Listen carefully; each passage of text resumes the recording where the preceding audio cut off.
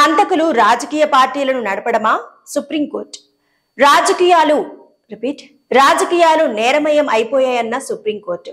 దేశం ఎదుర్కొంటున్న అతిపెద్ద సమస్య ఇదేనని ఆవేదన. అవినీతి కేసులో దోషిగా తేలిన ఉద్యోగి సర్వీసు కోల్పోతాడన్న న్యాయస్థానం. కానీ అదే ఉద్యోగి రాజకీయాల్లో చేరి మంత్రి అవ్వొచ్చని వ్యాఖ్య.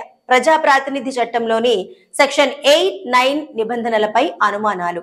న్యాయవాది అశ్విని ఉపాధ్యాయ్ పిల్పై విచారణ సందర్భంగా సుప్రీంకోర్టు కీలక వ్యాఖ్యలు. క్రిమినల్ కేసుల్లో దోషులుగా తేలిన వారు తిరిగి పార్లమెంట్, శాసనసభల్లోకి ప్రవేశిస్తుండటంపై సర్వోన్నత న్యాయస్థానం ఆందోళన వ్యక్తం చేసింది.